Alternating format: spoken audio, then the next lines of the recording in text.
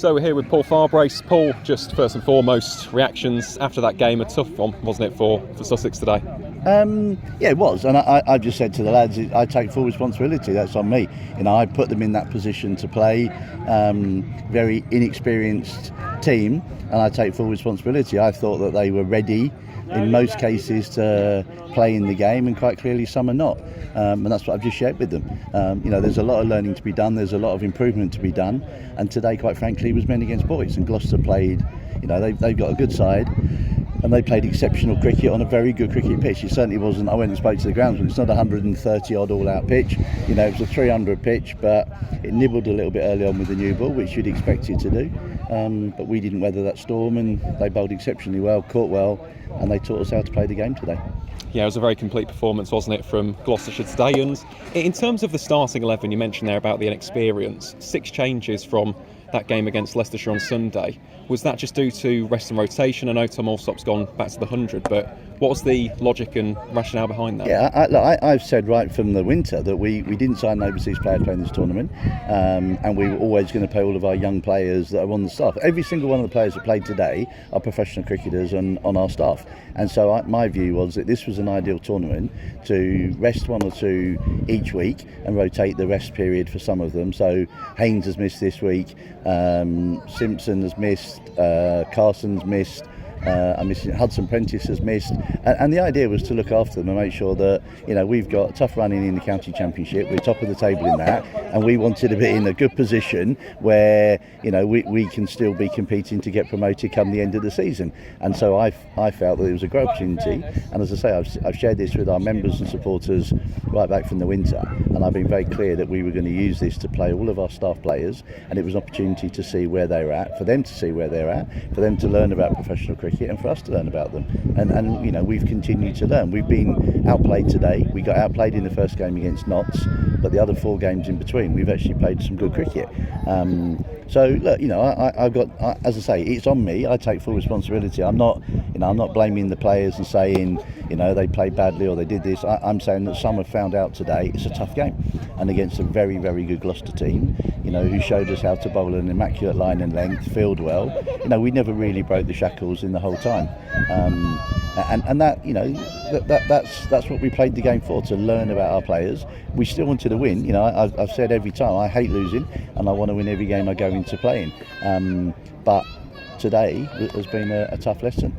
It has indeed, but again, it's a great opportunity, isn't it, for these youngsters to learn. And you mentioned about Gloucestershire's bowling. We've seen a career best there for Ajit Singh Dale. Yep. Zaman Akhtar as well bowled really nicely on that pitch. Yep. Just for those who didn't actually watch the match, what did you make of that surface? Because it seemed to have some nice carry and bounce in it. It was an excellent cricket pitch. It wasn't 130, it was a 300 pitch. It had very good bounce, it had good pace in it, and it carried through nicely to the keeper. And if a ball bounces on a surface and the keeper's catching at a good height, everyone's in the game. Even if it's not spinning, it's bouncing for the spinners. The seamers, even if it's not seaming, can get bounce out of it. And the batters, the good batters, will play good shots on it and use the bounce to their advantage. Batters that perhaps haven't quite worked their techniques out, the bounce will find them out. Batters who've got good techniques will use the bounce to their advantage and use to hit on top of the bounce, or get underneath the ball and hit it square the wicket. So, I hope that our lads on the bus tonight going back to Hove will be reflecting on what they've seen, what they've learned from today, and learning from the opposition. I'm a great believer in players learning from players. And I think that our players should have learned a lot, not just from the Gloucester game, but other games that we played. We played against Ajinkya Rahane the other day, and he like Bancroft today showed our younger batsmen what a sound technique is. Knowing where your off stump is. The game is still played by the basics, and the best players get their basics in order. And as I say, today has shown 1 or 2 of ours that their basics are not quite where they need to be, and they've got to keep working hard. But as I say, that's on me, because I've put them in that situation and I've backed them to play in this tournament, and I still think it's absolutely the right thing to do. What are we, 6 games in? We haven't won a game, but I stand by the decision, and as I say, it's on me. So I hope that our members and supporters realise that we're doing it because we want to keep developing our players. There's no point having on our staff if we don't play them, and this was a great opportunity to play them. Certainly was, and that was a big aspect of your time at Warwickshire as well, wasn't it, about bringing up the next generation of talent. And in terms of the mood in that camp, there have been some very close defeats as well. It hasn't all just been one-sided affairs. I mean, what is the mood like in the camp at the moment? Because it has been tough, but in the other competitions, it's been a good season. Oh, look, in Championship cricket and T20, we're in a great place, and we know that when we go to Scarborough on the 22nd of August, we will have a very competitive 11 taking the field. We won't have Danny Lamb for the rest of the season because he's had shoulder surgery, but the rest of our group that are around our Championship team, have played really good cricket, and we've got some very good players to come into the 11 for that next Championship game.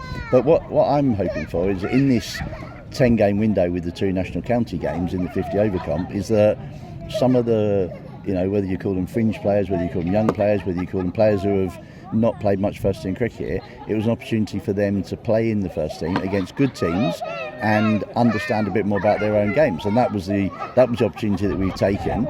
And as I say, it's not a case of not being interested in the tournament, it's actually using the tournament to our best advantage. And that's what we've done it for. And as I say, I've been honest about that right from the very start. And I think our members, on Sunday saw us chase down 360 and get within 10 runs of that.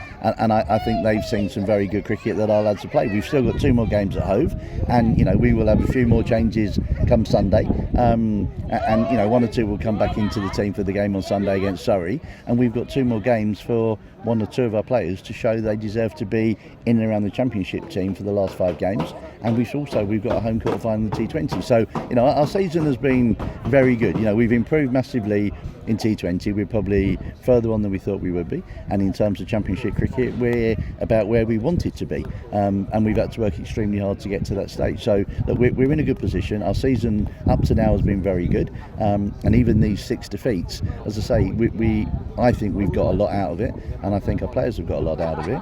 And it's up to them to really take the learning and the lessons from these last couple of weeks and start putting them into practice and really understand how they can improve and what are the areas they need to improve on. And we're not giving up on any of these players. We're not saying there's something not good enough. What we're saying is there's a gap, and they've got to work out now, what is the gap to get me from where I am now to where I need to be? What do I need to do to get to that level? In some cases it's fitness, in some cases it's technique, in some cases it's application, in some cases it's actually thinking about the game and understanding what the situation needs from them at that particular time in the game. And that's up to us now as coaches to make sure we help them and manage them. And that's why I say it's on me. It's on me as the head coach to make sure that we keep improving our players. And that's the fun of coaching, is that you see where they're at, you understand where they're at, you show them where they need to be, you show them the gap, and then you work with them to bridge that gap. And the good players want to bridge that gap, and the good players want to work hard, and the ones that want to cut corners won't ever quite get to the level they should get to. And that's human nature. That's the same in every sport and in every environment that you work in. You're trying to create a good environment, you're trying to create a really good learning environment, but sometimes you've got to be tough and tell them the honest truth. And I don't think I needed to say too much tonight. I think the lads know, and you could tell from the way they came off that they're hugely disappointed with their day's work today. 100%. And just looking ahead to those final 2 fixtures, 2 home matches, starting with Surrey on Sunday. What is the message to the lads as you head into that opportunity. game? It's another opportunity, and I've said all the way through, it's not my job or the other coaches to get the lads up for Sunday against Surrey or next Wednesday against Essex. We're playing at Hove, we're playing at home, we know we'll get good support, we're playing against 2 very good teams in Surrey and Essex, and it's a fantastic opportunity for our players to bounce back. They'll have a good practice on Friday and they'll be ready to go again on Sunday. And those that do and those that want to do it will keep pushing the boundaries to improve and getting better. Those that don't might find themselves being left behind. But that's the nature of sport, and it's cricket is a brutal sport at times. It really is, and we've had a lot of travelling over the last few weeks, which has been brilliant because it's really testing them. You're getting back late, you're playing 50 over cricket, long day in the field, you get back late at night, you have maybe a day off, then you practice and you're back into it again. We've been as far as York, been down to Neath, here at Bristol, where else? We've been somewhere else as well on our travel. We went to north of Nottingham, to Newark, so we've done a lot of travelling, but when you live in the south of England, you do a lot of travelling county cricket, and when you play professional cricket, there's a lot of travelling. So, I've said before, we're on a nice coach, we're well looked after, but it's a great lesson for our young players to learn. Rather than playing once a fortnight in second team cricket, they've been playing every other day or every third day with, maybe a few hundred miles travelling in between. But that's your life. That's what you signed up for. So get used to it, understand it, and work out how best to cope with it.